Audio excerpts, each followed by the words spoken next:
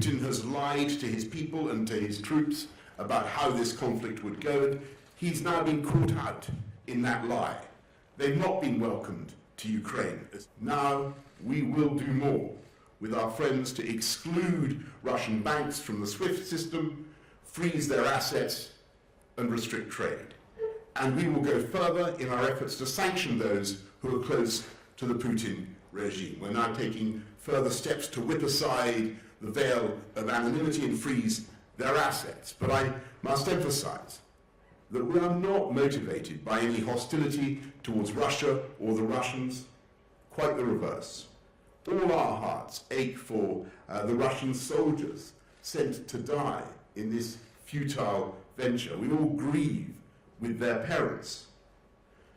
We must emphasize every day that it is Putin's regime which is exacting from its own people an unacceptable cost for an unnecessary war, a war of choice that should end as soon as possible. And to ensure that Putin's venture in Ukraine fails, we must get over that key point that this is not Russia's war, not the Russian people's war. This is Putin's war, and that's been increasingly obvious from everything that he has said and written in the last year. I say to Vladimir Putin and his regime, there is only one way out of this morass, and that is to stop the tanks, to turn back the tanks on their way to Kiev, turn them round and take the path to peace. Britain guaranteed our security under the Budapest Memorandum, so you're coming to Poland, you're not coming to Kiev, Prime Minister. You're not coming to Lviv, because you are afraid, because NATO is not willing to defend, because NATO is afraid of a World War III, but it is already started. And these are Ukrainian children who are there taking the hit. I see that my family members, that my team members are saying that we are crying. We don't know where to run.